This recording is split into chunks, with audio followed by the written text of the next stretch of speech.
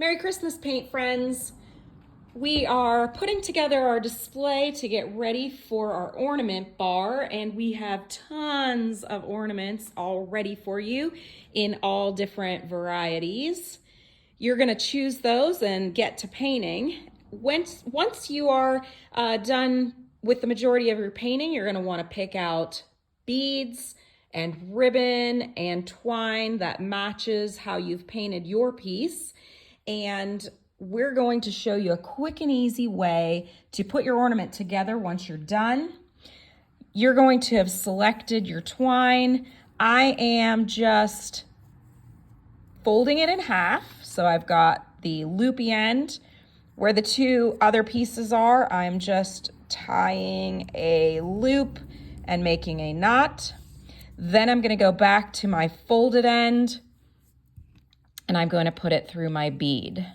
So it's just simply folded in half with a knot, and then I'm just putting my bead on there for now.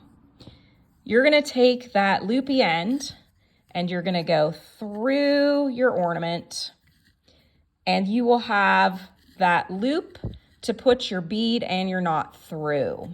So it's pretty simple. Fold it in half, knotted, put the bead on, stick it through, and put that knot and bead through the loop. Don't pull it the whole way tight, just pull it part way. Leave some space here because we're going to take our ribbon and sort of pinch it in the middle. We're going to put that in here and we're going to just pull that tight. You can fluff it and adjust it, slide your bead down, and then if you choose, you can simply add one more knot right there to hold it in place. You may not want a bead or a ribbon or both. That's entirely up to you. We're also going to move over here and I'm going to just show you a few tips and tricks of painting and some supplies that you will have on your table. So we will have for you containers of water. You'll each have your own. You can go back to the sink and get yourself fresh anytime you need to do that. We're going to have a variety of brushes for you to use, as well as some of our sponges. You'll have a few other tools on your table like baby wipes. You'll have the very pointy piercing tools that you can use to clean out engraving if you get paint down in there. You're also going to have these little guys that will form nice, neat polka dots for you. So there's two different sizes on each end, so you can make polka dots. Did I mention baby wipes? Everybody will have some baby wipes. I use the baby wipe method on all the backs of my ornaments. You're going to probably want to baby wipe brown, blue, green, red, whatever color you'd like on the backs of your ornaments because you'll see it as it spins in your tree. I also baby wipe the fronts of both of these. Same color, applied with much less pressure, a lot more pressure. And the reason why I did it differently is because this one has engraving. I used a very tiny amount of paint and just rubbed it across the ornament. I never baby wipe with white. That's really important. I think baby wiping is a great technique, but white is just not friendly to do that with. Okay, so baby wiping is a great way to do some of these ornaments. Keep in mind though, your colors, if you do something darker with engraving, it might not show up as well. This is kind of an example of what not to do. You may not want a dark color if you have a bit of engraving, all right?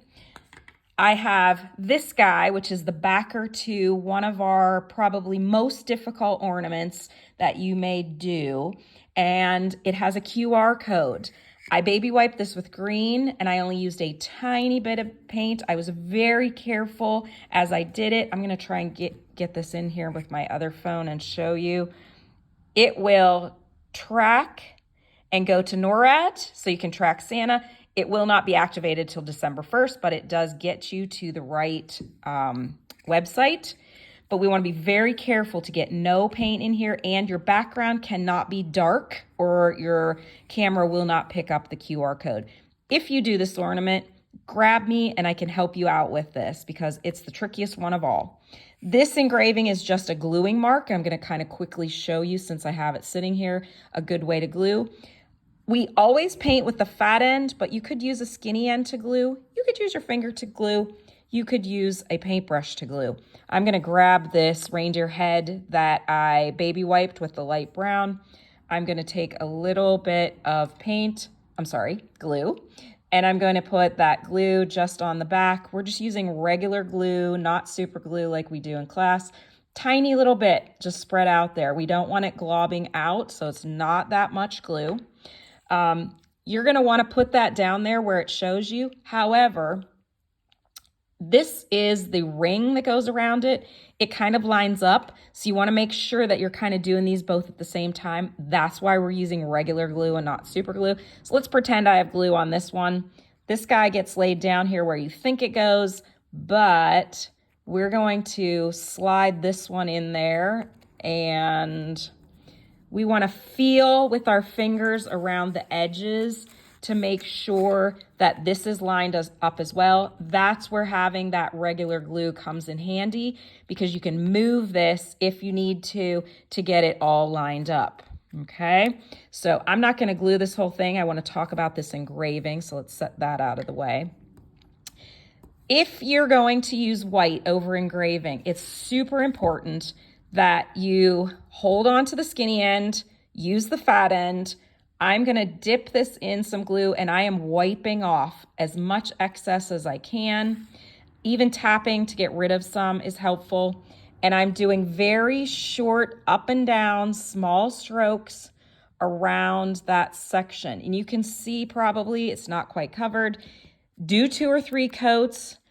Don't glob it in there. If you accidentally get some in, grab that sharp tool and go back and clean that out real quickly, okay? Trickiest thing is the engraving. If you need help with that during the event, please reach out and I will help you. This particular piece, I actually did, let me wash my brush there. We want to keep our brushes clean, so wash those in the water as you're working. I'm going to grab a little bit more red. We can certainly paint with a paintbrush. You don't need very much paint. We are going to have paint pre-poured for you on a palette in some of the most needed colors. You can always go to the paint bar and grab purple or yellow or orange or whatever else you may need. You'll notice there's press and seal on here. That will help us out since there's going to be a very large group with only one small sink. You can take that press and seal off. If you're done with the colors you have, we'll put a new piece on. That'll make it quick and easy to transition to more paint. Again, if you are painting all these little pieces, stick it on a tape bubble. Use the fat end of your wedge, hold on to the skinny, dip it in a little bit of paint, get rid of some of that paint. There's not much on there. Go in that up and down motion. Tiny, tiny bits of paint will be your friend. You don't want it dripping down the edges. You want to keep your edges clean. And you can see I just have it on the surface. It would take a very long time to do all the edges of all the things. I'm going to just show you one more thing, and that is doing it with the baby wipe.